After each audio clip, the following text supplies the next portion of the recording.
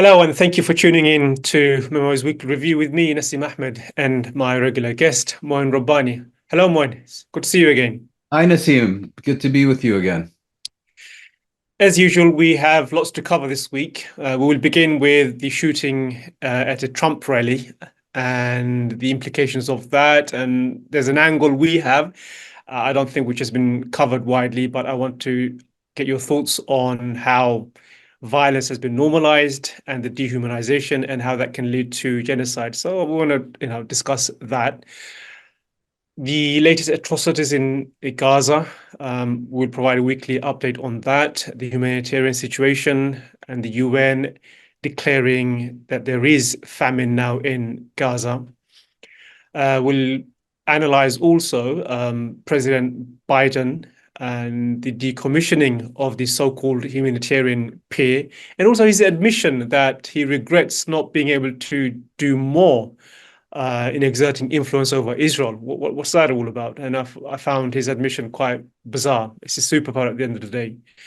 And we will be asking if the new UK Prime Minister Keir Starmer can withstand US pressure not to pause the previous government's challenge to the ICC. There's been developments on that. We discussed it last week, but there's been further updates on that. So I want to touch on that and complete our conversation by looking at the alliance between global Zionism and the global far right and the ramifications of that. But let's begin, as I said, Moin. Following the shooting yesterday at a Trump, I think Saturday, there's been a lot of conversation on the language that's being used and the demonization of opposition, in this case, Trump. So there's growing concern over the normalization of violence in politics. And there's a general call, not just in the US, but here in the UK as well, to be mindful of the fact that words have consequences. And these, to me, are all sensible goals to achieve.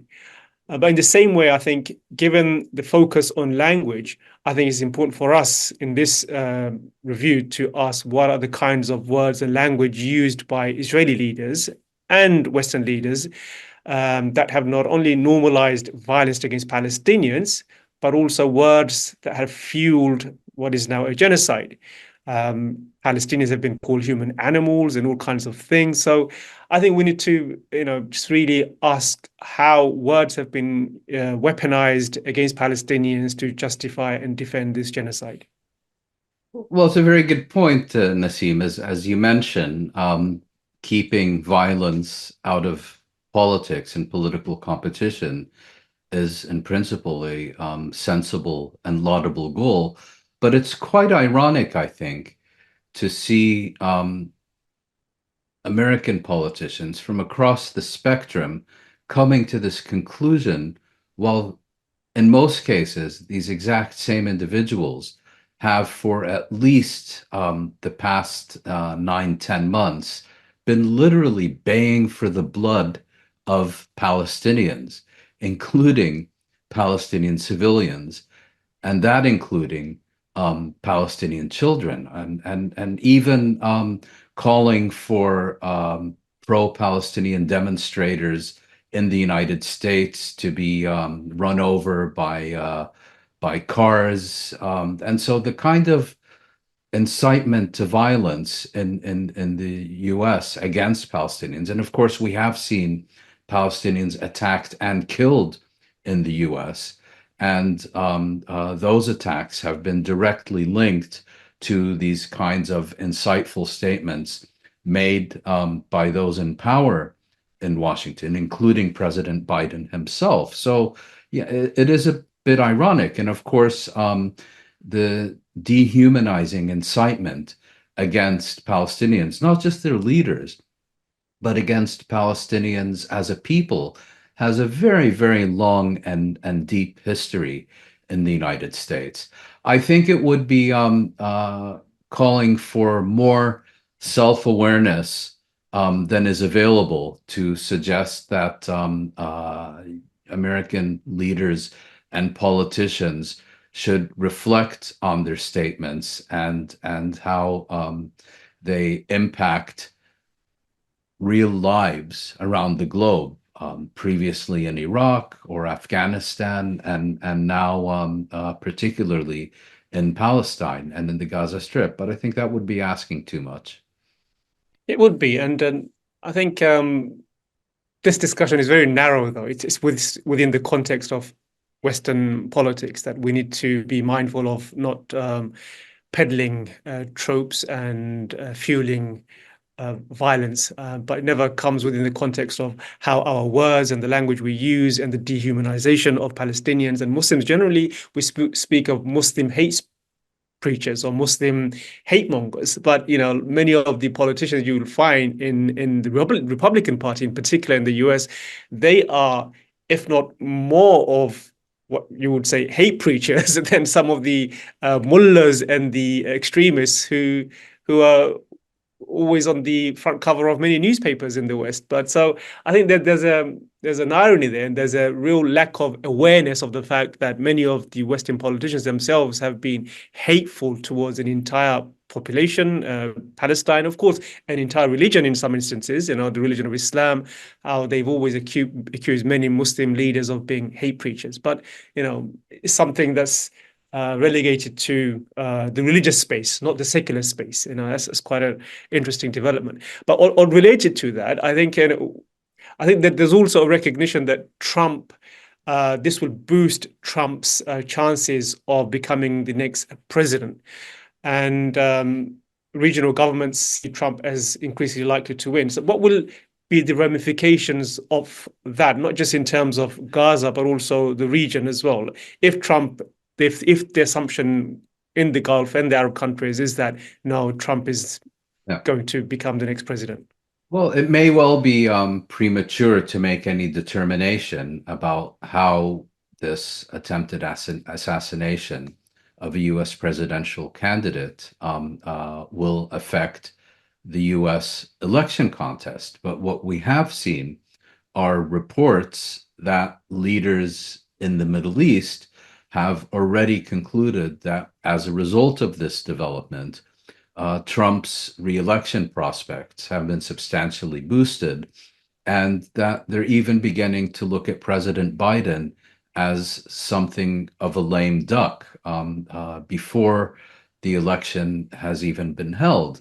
And what this means for governments in the region is that they are increasingly unlikely to accommodate any policy initiatives emanating from Washington, because first of all, many of them have a preference for Trump. But in addition to that, they would rather get credit for their policy initiatives from the guy who's going to be in the White House for the next 4 years, rather than from the guy who may well be leaving the White House in just a few months. And so this has, I think, significant consequences if we look at Gaza specifically, of Netanyahu being even further emboldened and feeling that he can, excuse me, both basically resist and ignore any requests, or to use an exaggerated term, pressure coming from the White House regarding so-called day after scenarios.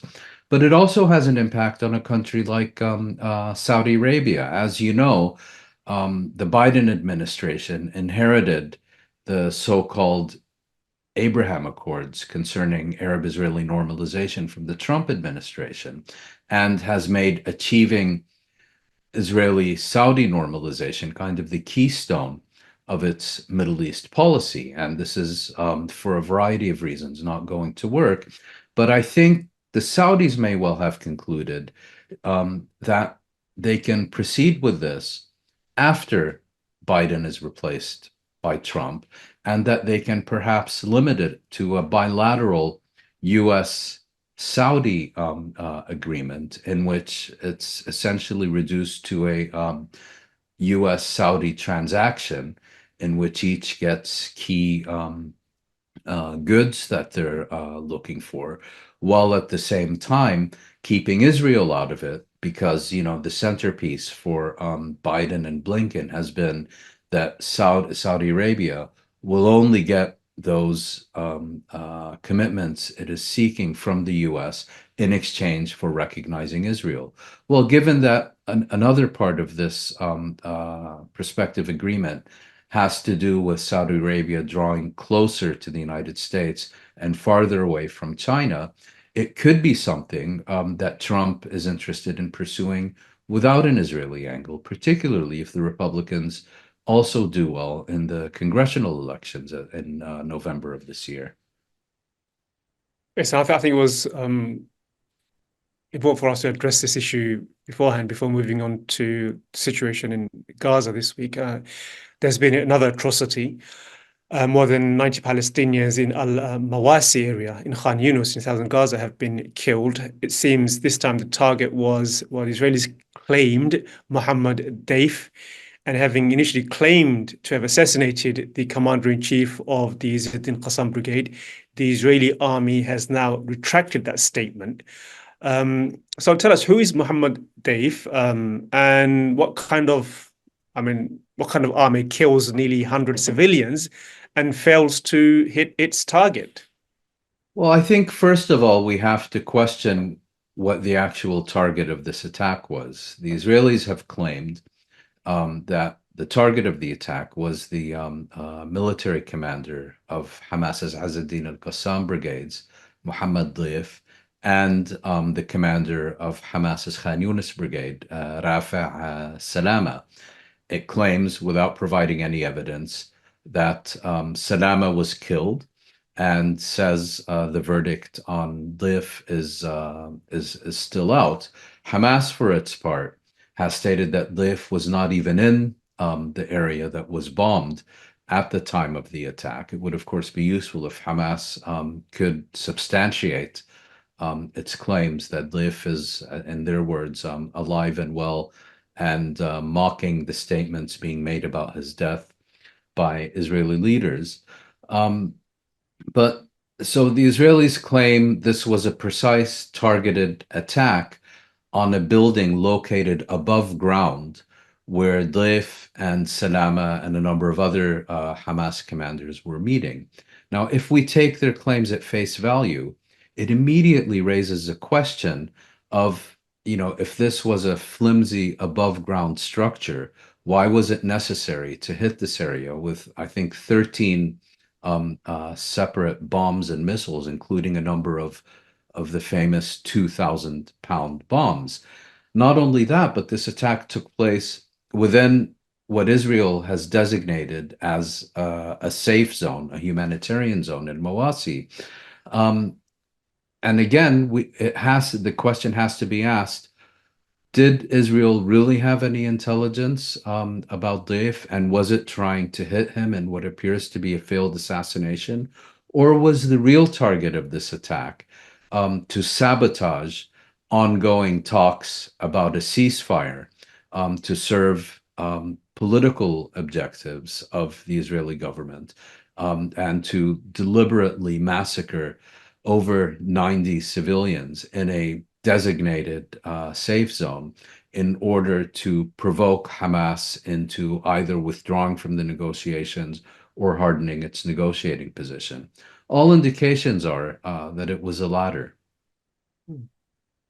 And I guess, it's quite obvious what kind of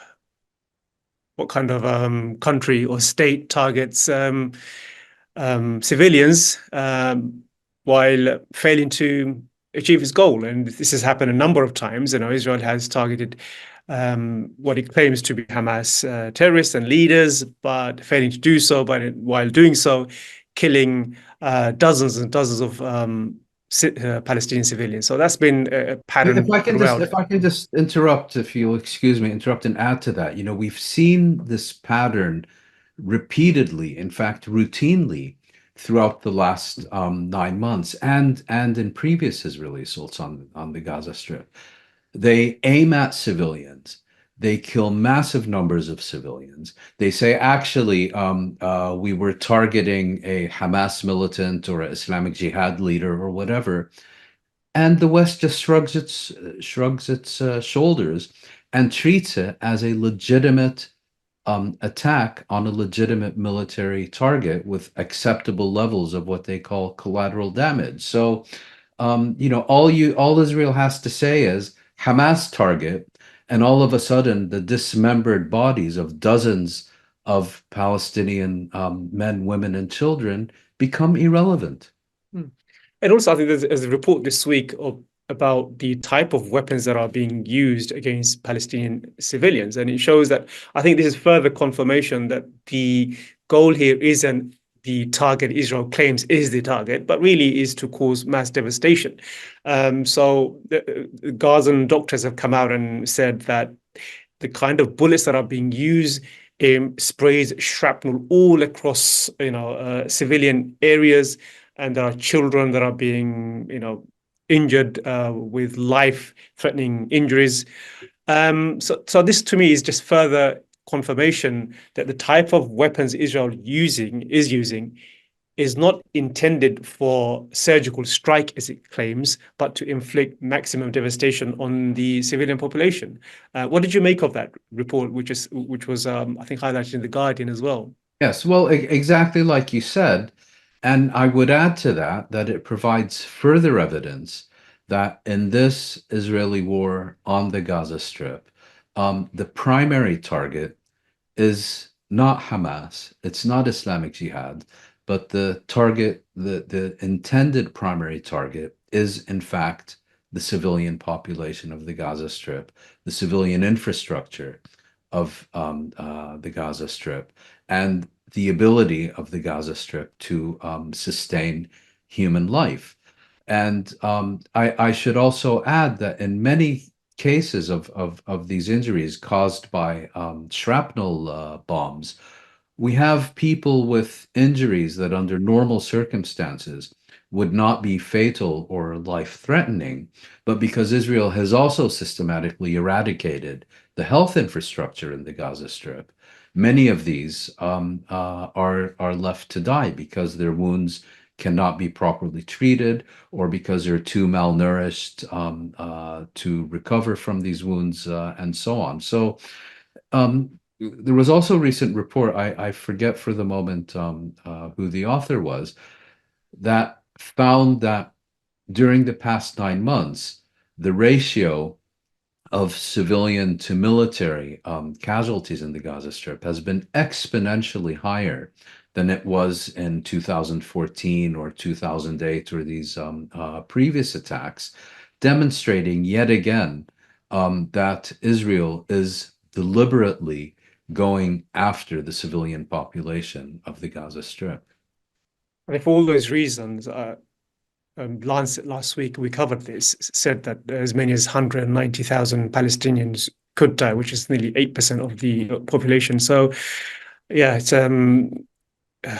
incredible to think of the death toll.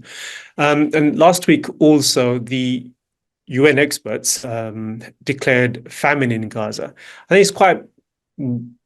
They've reached that conclusion quite late. I think many of us expected that to be slightly earlier. Officials accused Israel of carrying out a targeted starvation campaign. So there is a bit of confusion. Israel is saying that it's not the UN who has declared Gaza to be, suffering from famine, but 10 UN officials. I mean, what's the distinction here? And if it is designated to be a famine or has reached the level of a famine, what institutions are going to be mobilized? Is there going to be any change in addressing the famine in Gaza?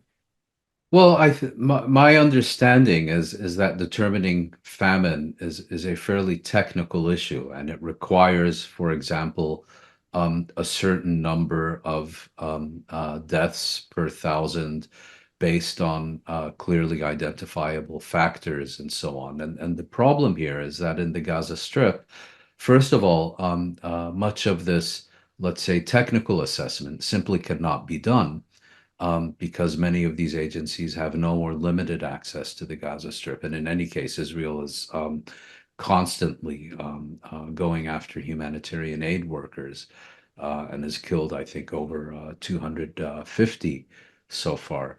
But the other issue, of course, is that famine, people during conditions of famine, the vast majority of victims tend to die in silence away from medical facilities. You don't often see starving parents bringing their severely malnourished children to a hospital for treatment, even less so in a situation like the Gaza Strip, where they know that these children would not be able to get treatment.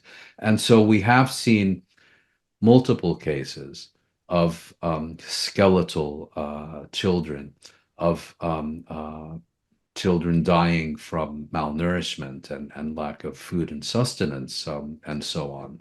But my understanding is that the required technical assessment regarding famine has not been made and would be very difficult to make. And it is in that context that a number of United Nations special rapporteurs, including Michael Fakhri, its special rapporteur on the right to food, and a number of others, came out with the statement that in their assessment, not only does famine now exist in the Gaza Strip, but it exists throughout the Gaza Strip. Because as you may remember, previously, reports of famine were very much focused on the northern Gaza Strip. And this statement makes clear that it has now spread throughout the territory. Yeah, we'll wait and see what the response is from the international community, I guess. Well, I would anticipate none whatsoever. Sadly. We've spoken about this a few times, but last week was the final announcement that the US will decommission its pier on Gaza. It's been really an embarrassing initiative by the US. I know it's not on the scale of the Iraq War or the withdrawal from Afghanistan, but it's really humiliating for the Americans to have really messed up in the way they have with this pier. So talk to us about that and how what does it do for American the image of the US around the world. But also, I mean, I want to add to that. Just we've watched two. I want to bring this in. We've watched the Copa America. We've watched the Euros finals. The Euros in Germany was run really smoothly, whereas the Copa America, which was held in the US, it's been shambolic. Yesterday, the game was delayed, the final by an hour and a half. Because of failure to manage the crowds. There's screaming and crying supporters. The managers of various teams came out condemning the American organizers. So it seems like this is really another example of America in decline, failing to host a tournament, failing to put together a pier in Gaza for humanitarian reasons. So, I mean, just what does it do for the image of the US around the world? Yes, it's not exactly mulberry on the beaches of Normandy in June 1944. Um, you can certainly look at it that way, as a technical and operational and political failure that has resulted in very substantial embarrassment to the American reputation on the global stage. I would suggest we look at it another way, which is that this is a pier that was never intended to be a pier. This was an initiative that was never intended to provide life-saving supplies to the Palestinian population of the Gaza Strip. This was a political initiative whose sole purpose was to divert attention from Israel's US endorsed and supported and enabled medieval siege of the Gaza Strip. And if you look at it that way, it was a smashing success. All people were talking about for a period was the pier this, the pier that, to the extent that the focus on what was actually happening in the Gaza Strip was very much diminished. And of course, there are also reports that this pier played an important role, an important supporting role in the Israeli raid into the Nusayrat refugee camp about a month ago, where Israeli forces managed to rescue four of their hostages and kill over 200 Palestinians who were residing in the surrounding area. So I think if you consider what the pier was designed to do, and what it actually achieved, as opposed to looking at kind of the formal statements being put out by the White House and Samantha Genocide Power, and the others. I would argue the pier was actually a great success. Yes, I mean that's one way of looking at it. I mean, it was quite ironic that this announcement was made in the same week as Biden saying that he wished he could have done more to rein in Israel and to stop the genocide. Well, he didn't use the word genocide, but stop Israel's military operation in Gaza. So one thing he could have done probably is to make sure that the P had worked. But generally, though, I mean, what do you think of Biden's remorse? He literally said there's, he wished there's a lot of things in retrospect I wish I had been able to do and convince Israel of doing. That's what he said at a NATO summit. What else could he? What could he have done, and why wasn't he able to do it? Pierre is just one example of so many other things he could have done. And what does it say about the fact that he wasn't able to, as a superpower, be able to exert and impose his will and U.S. power on what is basically a client state in the Middle East who needs American support to survive? Well, I think we particularly after his catastrophically amusing debate performance, we now tend to see Biden as kind of I think dotard is the word that was used about his predecessor, and as kind of someone with significant cognitive challenges and all the rest of it. And that may all be well and true, but when it comes to Israel and the Palestinians, Biden is completely on top of his game. He knows exactly what he's doing. He is consistently making informed choices. And what we are seeing in Gaza is exactly what Biden wants and exactly what he hasn't intended to happen. You know,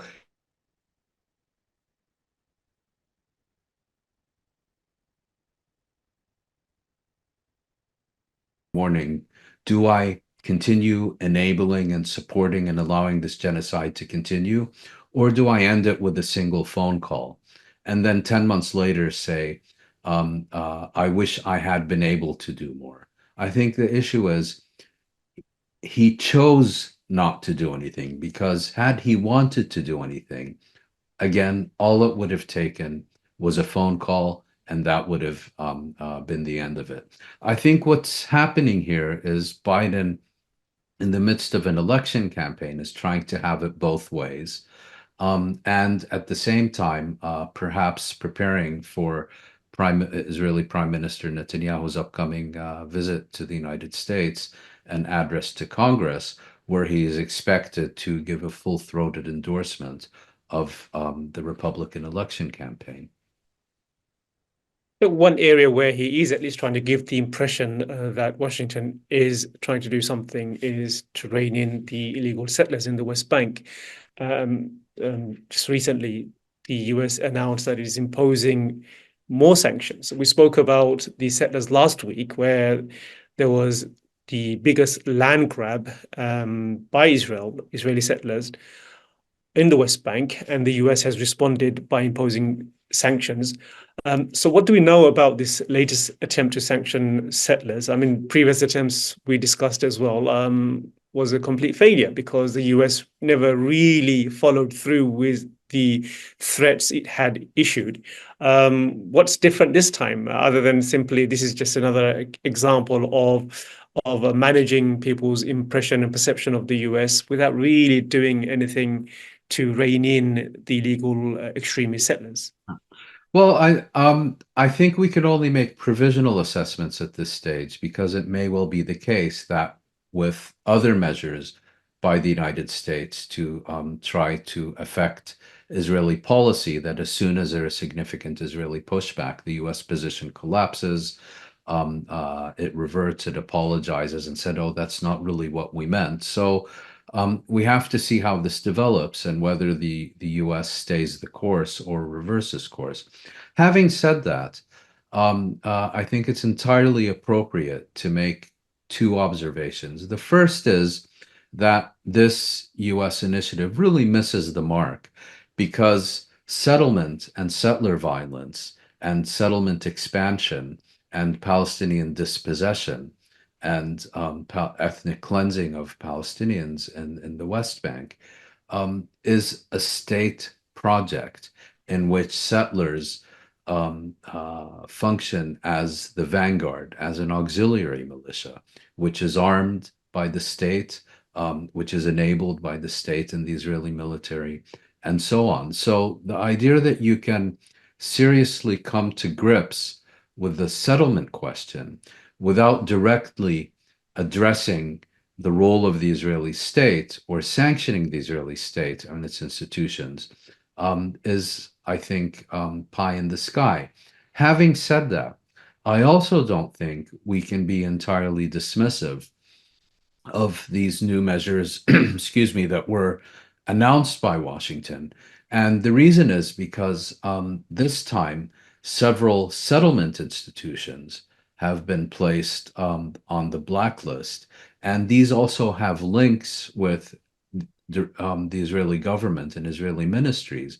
And, financial institutions and banks in particular tend to be extraordinarily cautious about exposing themselves to retaliatory measures, particularly by the US Treasury. I mean, we've seen that in the case of Iran, where even after the 2015 nuclear agreement was reached, banks wouldn't touch Iran with a barge pole because they were concerned that at some level, some sanctions might still be in place and that they would then be denied access to US financial markets. So if banks behave with similar caution in response to these latest measures announced by the United States, it could have a knock-on effect in which banks, out of an abundance of caution, began gradually withdrawing from participation in Israel's settlement enterprise. I think it's premature to say that that is actually what can happen, but it is one possibility that demonstrates once again how often pressure on corporations can in fact have more results than pressure on politicians. Returning back to what we spoke about earlier, Arab regimes holding out, waiting for the Biden administration to end its term. I think, do you think Israelis are also waiting for Biden to leave and hoping that Trump, who seems to be the current favorite, to win?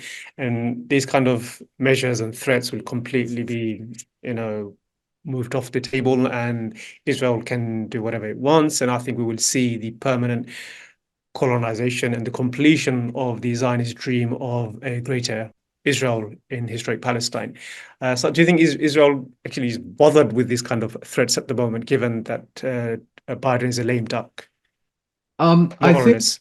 yes, I think they are because as we've seen in numerous other cases, sanctions are very easy to impose and exceptionally difficult to withdraw, even where there is political will to withdraw sanctions. So I think, and more importantly, I think for Israel's chief sponsor and closest ally, the United States, to impose these sanctions on settlers opens the door to others in Brussels, in London, and bilaterally by individual European countries, perhaps even internationally. So I think even taking into consideration the points you just made, I think Israel will be very concerned that, in a sense, the dam has broken and that imposing punitive sanctions on elements of Israel's settlement enterprise, even if still largely symbolic and ineffective,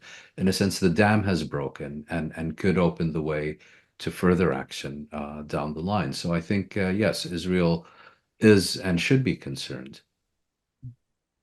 And the dam has broken. By that, we should also assume that there is another force in the US, which is the fracturing of the American right to some extent, and American so-called American first, who don't want to see their money being sent to Israel. So there is a split happening. So Yeah.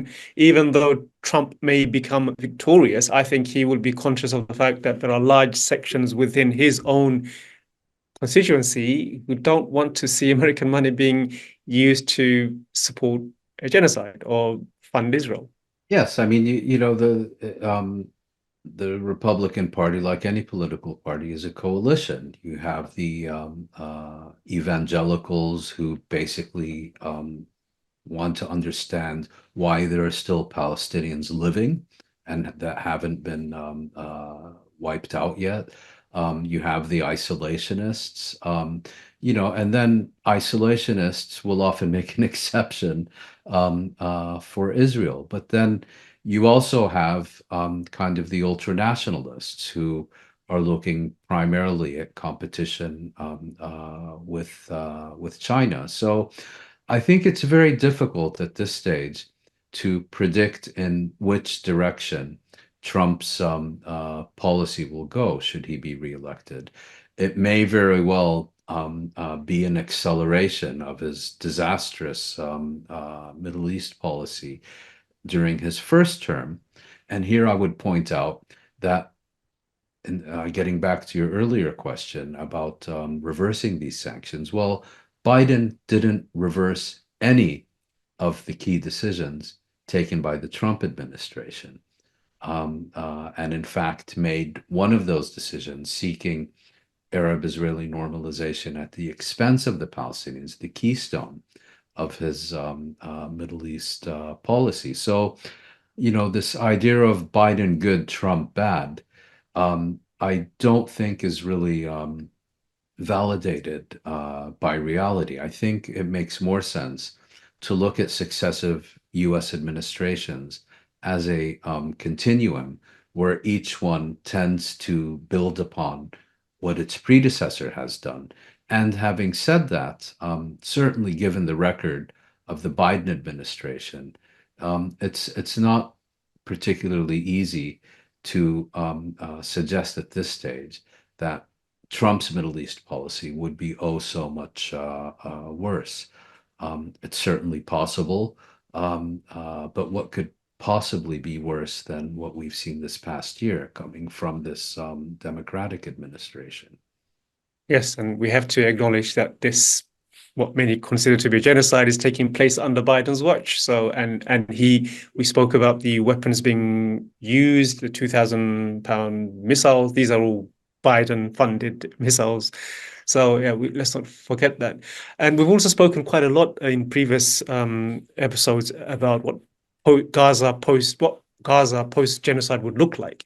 And Hamas has offered a suggestion, which is that there should be an independent, non-partisan Palestinian government to run the Gaza Strip and the occupied West Bank. So this, of course, will be a non-starter for the Israelis, who's committed to destroying Hamas, and they don't seem to be any close to doing that. But is there any other alternative to running Gaza post-genocide other than what Hamas has suggested, which is a non-partisan Palestinian government, including all the political factions, to run the Gaza Strip and the occupied West Bank? Well, I think there are two fundamental issues at stake here. The first is who chooses who represents the Palestinians. Is it the Palestinians themselves, or is it Israel and the European Union and the United States who determine who represents and who governs the Palestinians? And here you have a clear initiative that says no, it shouldn't be Hamas hegemony. It also shouldn't be the return of the PA exercising hegemony to the exclusion of Hamas. It certainly shouldn't be outside powers, but rather it should be a Palestinian government formed and chosen by Palestinians, initially one that doesn't have any political affiliation, so that would be primarily composed of independents and specialists, which would allow it to deal with foreign powers and development agencies and so on, and that would, in a sense, prepare for future Palestinian elections. The other and equally important question is what is the relationship between the West Bank and the Gaza Strip? Will it once again begin to function as a single integral territorial unit or political unit, if you will? Or will this Israeli policy of division and fragmentation and ensuring that these two territories are separated not only geographically, but also politically and administratively continue. And I think those are the two issues that Hamas's initiative seeks to address. I think there's little chance of it being accepted, certainly not by Israel, as you mentioned. I doubt the Europeans and the Americans uh,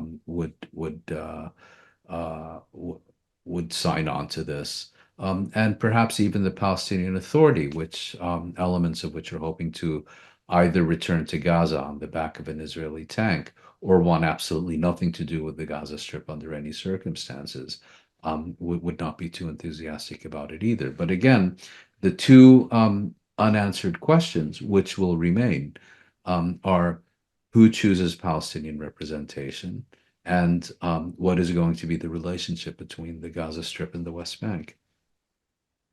Yeah, I'm sure we'll return to this subject over and over again, but let's zoom out for the last two questions. Well, first is we touched on it last week. The UK lodging submission to the ICC, questioning its jurisdiction over issuing a arrest warrant for Netanyahu and Yoav Gallant. So now it turns out that the last week after the election, Labour Party announced that it will put a stop to this application. There's now reports that the US is pressuring the UK government to uphold that legal challenge. And there's also concerns here in the UK expressed in a number of outlets saying that this is really the first moral test for Keir Starmer. Can he stand up to the US and do what he has pledged to do, in this case, not go through with the submission by his predecessor? Do you think Starmer can withstand the pressure? I mean, what do you expect him to do? I think there's been new developments today, actually. But I mean, can you shed a bit more light on that? Well, would Starmer want to resist U.S. pressure is, I think, the more pertinent question.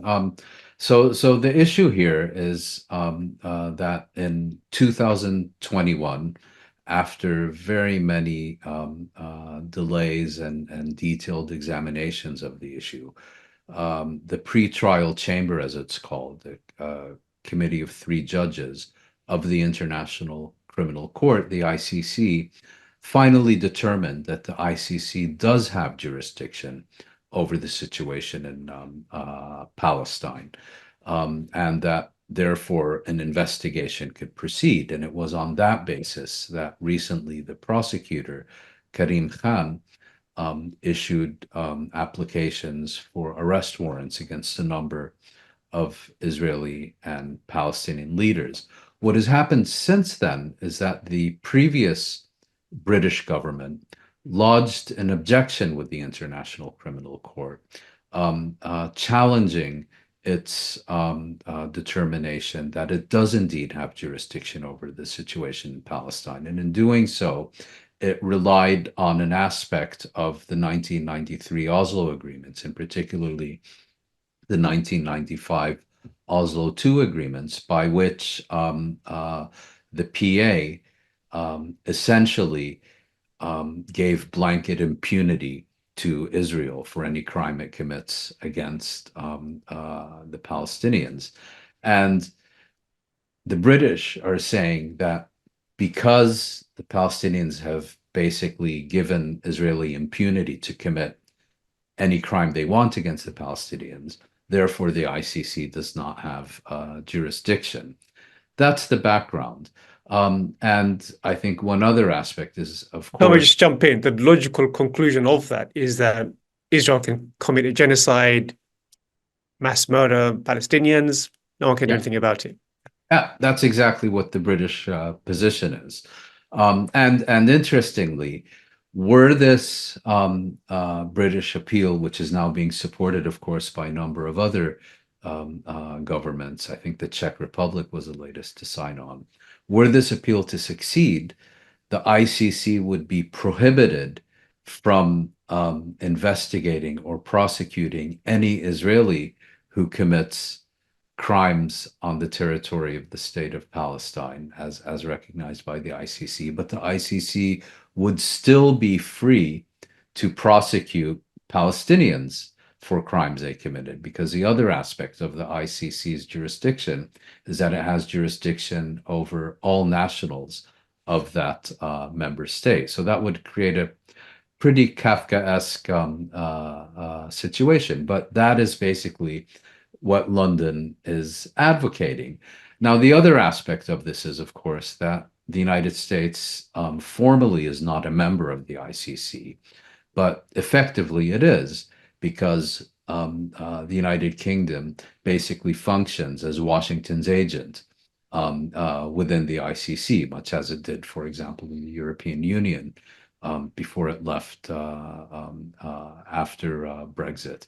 And so what has happened is that during the election campaign, the British Labour Party suggested, or I believe immediately after the election campaign, the British Labour Party indicated that it was going to withdraw this appeal that had been lodged with the ICC by the outgoing Tory government. But now the UK Foreign Secretary, David Lammy, is meeting with Netanyahu in Tel Aviv. He's getting his marching orders from Netanyahu. Starmer got his marching orders from Biden at the NATO summit last week. And all indications are that, as should have been entirely expected, I would add, that any pretensions of a change in British policy towards Palestine has collapsed at the first hurdle. Yes, I suspect you will be right there. And reports today from Israeli sources is that Starmer has reversed his decision to withdraw the submission. If I So may, I find that report entirely credible, but I would also not totally exclude the possibility that these reports are being deliberately announced in the Israeli press as a means of generating pressure on the British government, in the sense that if such a decision has not yet been taken, to make it that much more difficult for London to say, actually, that's not what we decided. yes, and London hasn't come out, has not issued a statement on this explicitly, so we'll have to wait and see. Let's finish on another key development from the past week, which is the election in France. One of the things that happened during that election is, first, Macron saying that Israel's interference in the French election is, to quote, unacceptable. And the interference is talking about is a number of Israeli ministers saying all kinds of things. First was the diaspora minister, Amichai Chikli, I think. And he gave his full backing to Marine Le Pen. And he said that this is the position of the Israeli government in another statement. And Lieberman, another Israeli politician, called all French Jews to immigrate, leave France, and move to Israel, fearing the left-wing coalition. So that was another example how the global far right and global Zionism are really becoming strong alliances at the expense of Jewish minorities, not just in France, in various parts of the world. All this happened while a number of Jewish leaders in France protested against Israel's support of Le Pen, knowing its history, knowing what it represents. So there seems to be a growing divergence between the interest of Israel and the interest of Jewish minorities in the West. who, let's be honest, whose interests lie with other minorities like Muslims and other faith communities, minority faith communities. What did you make of that situation, and what can you say about the fact that there is a big divergence now between the interests of Israel and the interest of Jewish minorities in the West? Always has been like that. The history of Zionist involvement with anti-Semitic politicians and movements and forces is very long and sordid, going right up to its efforts to curry favor with the Nazis in Germany in the 1930s, where it was the Zionists who took the initiative to smash the Jewish boycott of the new Nazi government, and even including efforts by Yitzhak Shamir, a man who would later become one of Israel's longest serving prime ministers, during the Holocaust in 1941 to propose an alliance with Nazi Germany on the basis of shared ideological values. So there's a very long history here. And therefore, this should be nothing exceptional, except to those who think that Judaism and Zionism are one and the same thing, or people who continue to insist that there's really no distinction between anti-Zionism and anti-Semitism. I mean, the party headed by Marine Le Pen, after all, was founded by her father, Jean-Marie Le Pen, who's a former veteran of France's colonial war in Algeria, who was convicted by a French court of dismissing the Holocaust as a minor detail of the Second World War. Yet now, Marine Le Pen is hailed by a serving Israeli cabinet minister, Amihai Chikli, of Minister of Diaspora Affairs, as the best possible outcome for Israel. And it would be the best possible outcome for Israel, because extreme right-wing parties are these days fanatically pro-Israel. So he wasn't freelancing. And he said, you know, Marine Le Pen deserves 10 exclamation marks. That is what Israel wants. But again, the issue, as you pointed out, Nasim, is that what is good for Israel and what is good for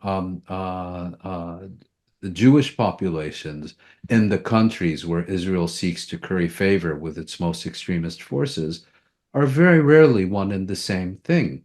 But nevertheless, we continue to be told that Zionism and Judaism are indistinguishable, and that anti-Zionism and anti-Semitism are indistinguishable. Well, here is a very stark example of precisely not only how they are two very distinct phenomena, but why it is so important to oppose one in order to defend the other. As always, Mon, it's fantastic talking to you, getting your thoughts of Thank the you. week's event, and I want to thank you for tuning in, wherever you may be.